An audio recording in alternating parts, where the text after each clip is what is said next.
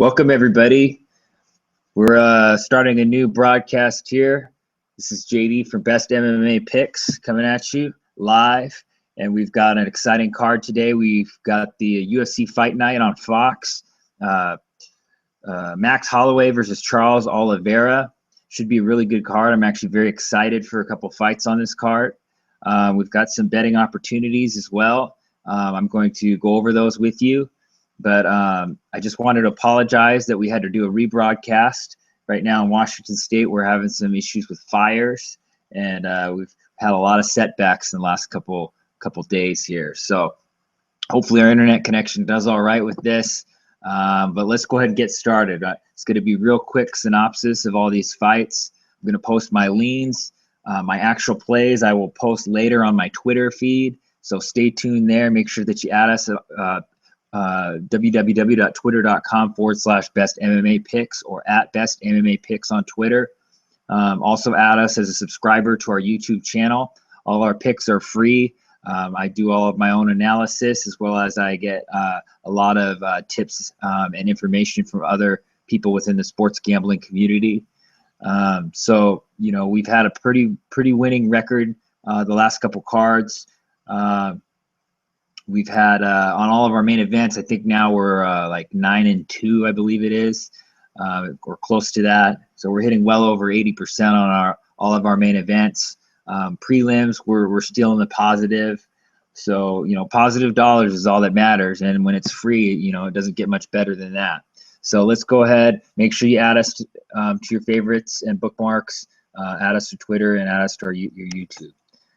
So let's get started here. We're the first two prelim bouts I was able to view a lot of footage on, and I'm pretty confident with my leans on these fights. Starting off on the Fight Pass prelims, we have Misha Cirkunov versus Daniel Jolly. Cirkunov is a well-versed judoist who he's had years of training in judo.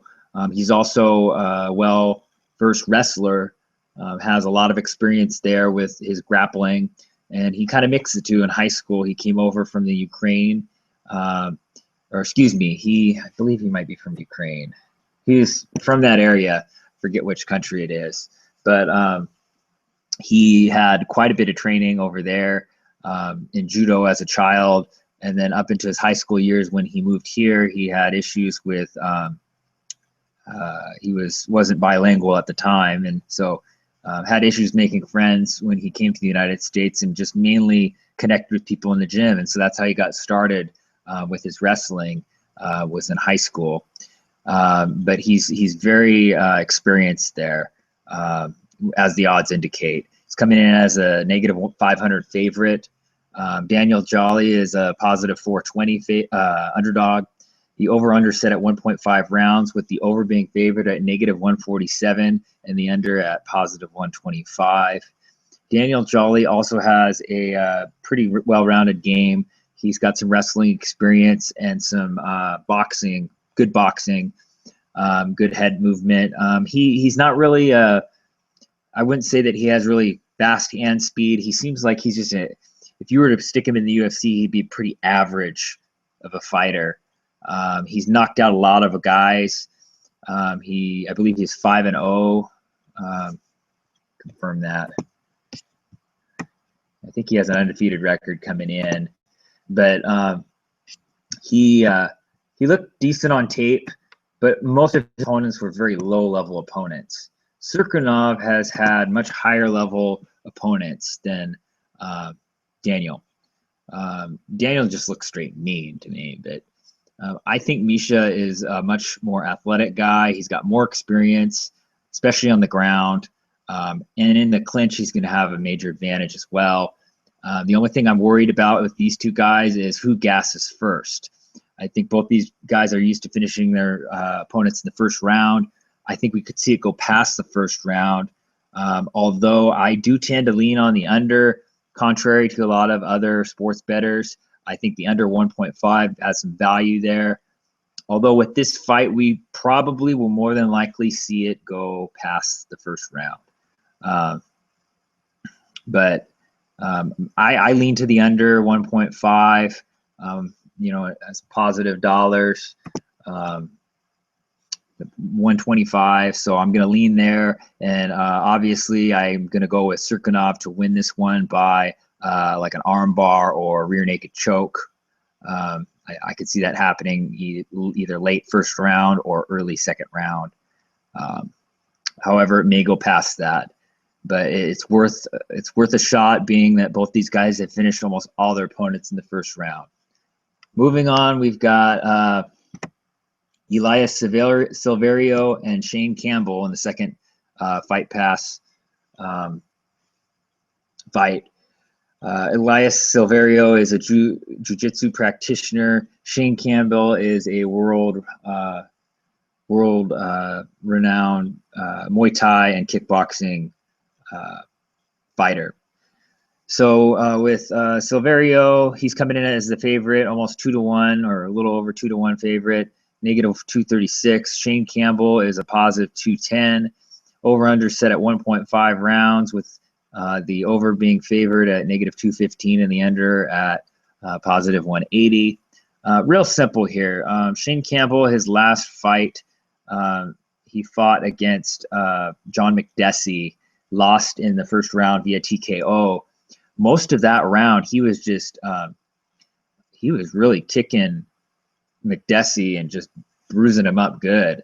Those kicks that he throws are vicious kicks. The only problem with him is that he leaves a ton of openings in the process.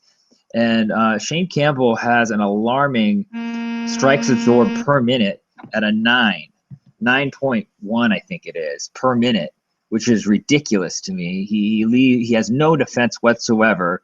The guy has a very limited fight IQ. I think Silverio has a much better fight IQ. The only thing that I worry about with Silverio in this fight is he seems to be the type of fighter that when he has somebody come at him really aggressively, he tends to kind of back down and he kind of folds under that pressure from another fighter. This was very apparent in his fight against his last opponent. I saw some footage on that earlier yesterday, and he seemed, he was fighting against a really well-known, almost undefeated opponent in Rashid Magomedov, and Rashid is a really good striker as well. So, he got finished in that fight, but he was hanging with him the whole fight, and he seemed to have a decent fight IQ compared to Shane Campbell, who doesn't have any fight IQ. Although what I do worry about here is I worry about a dangerous, reckless Campbell landing a good shot on Silverio in the early first round, possibly clipping him enough to either get a TKO or knockout. So he does have a puncher's chance or a kicker's chance in his case. And so watch out for that. The 2-1 odds there could favor Campbell.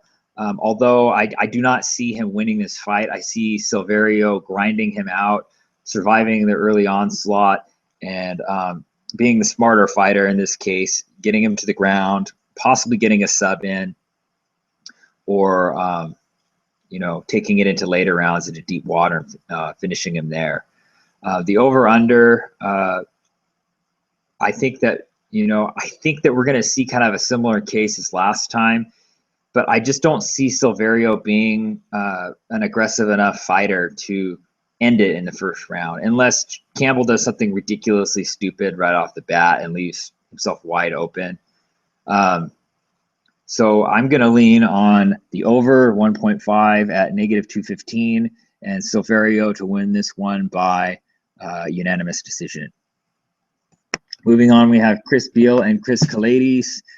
Beal being a good striker, good head movement, good boxing, likes to keep his distance with other fighters. Chris Kelades being a decent striker, more of a jiu-jitsu guy, very good jiu-jitsu, looked great against Paddy Holohan in one of his fights, who is also a submission expert. He had no problem defending the subs on the ground, and he did well. He finished him, or he didn't finish him. He finished the fight with a unanimous victory.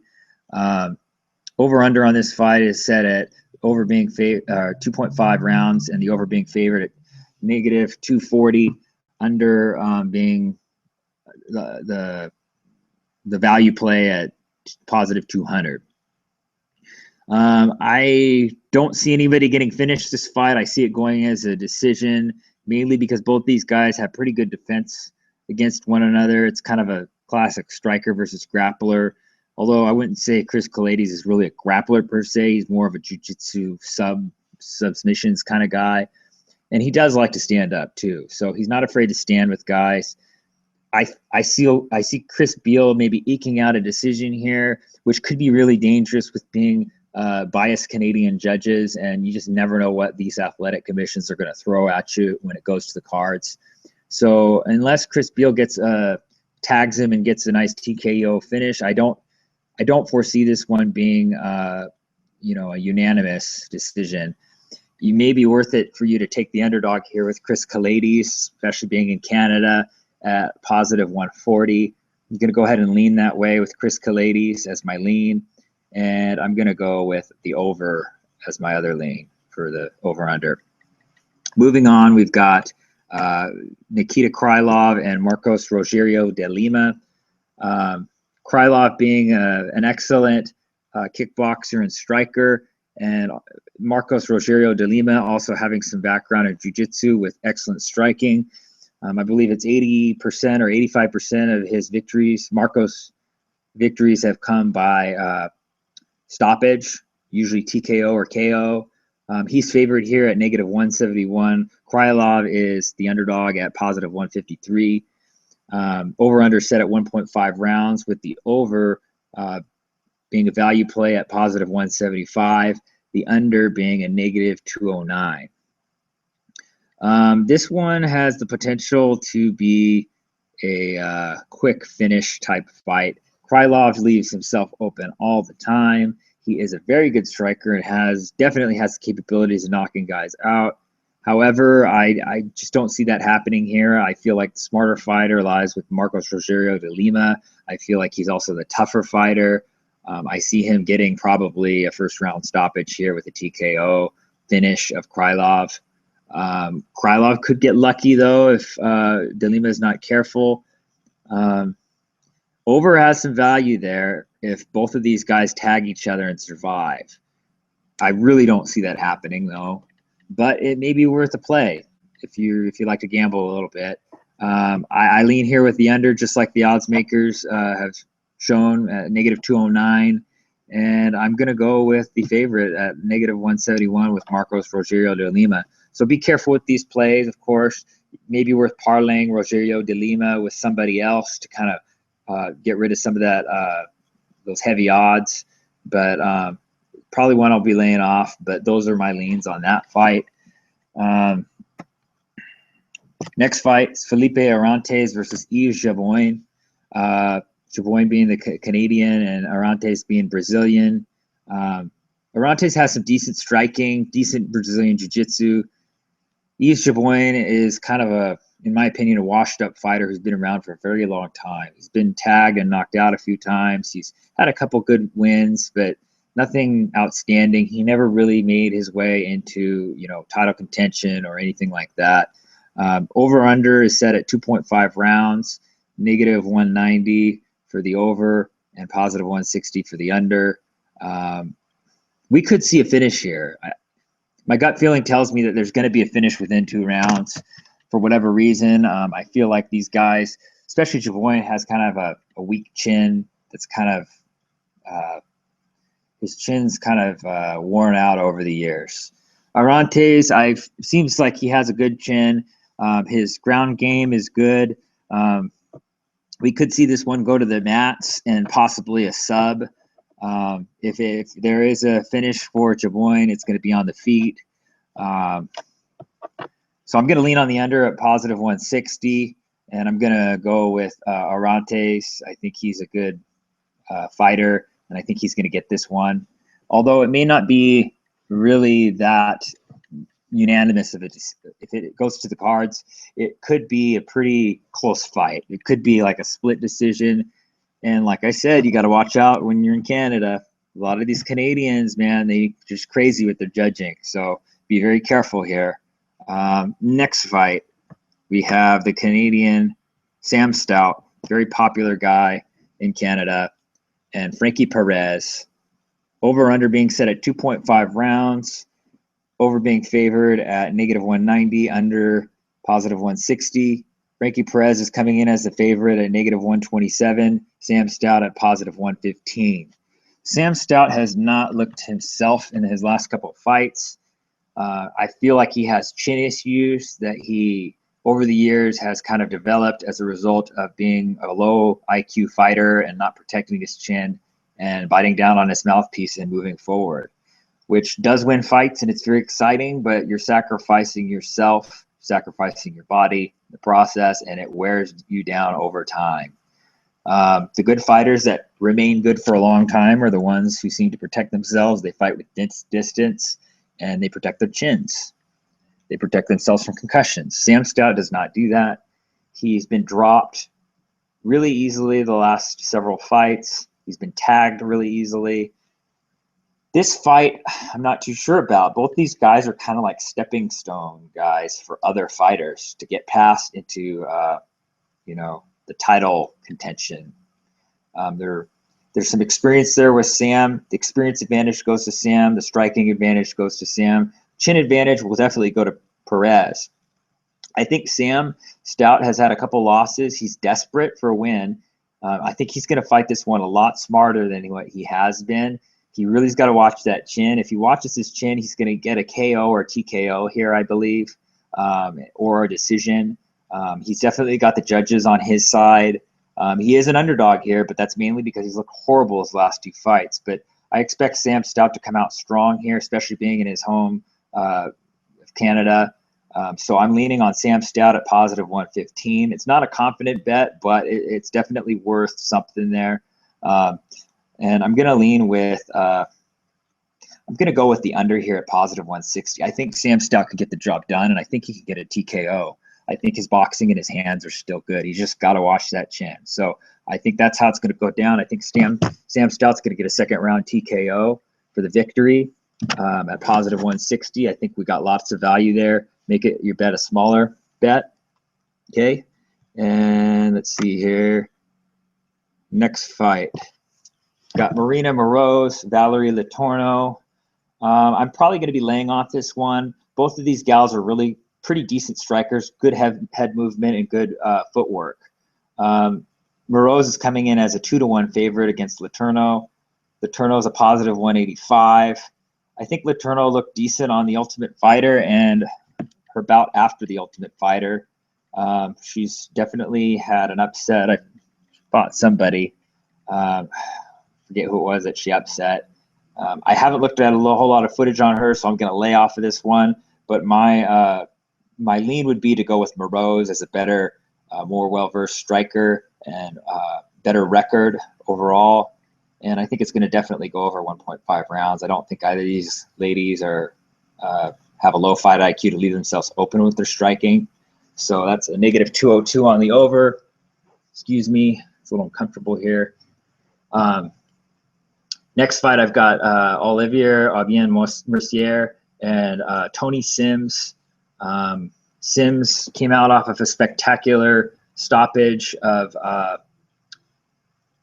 an opponent his last fight.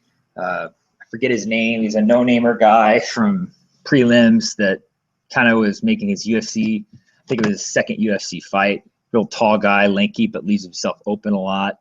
Sims got tagged twice, I believe it was, in the first round, and then he came back despite a range advantage and a height advantage and tagged the guy flush on the jaw, knocking him out.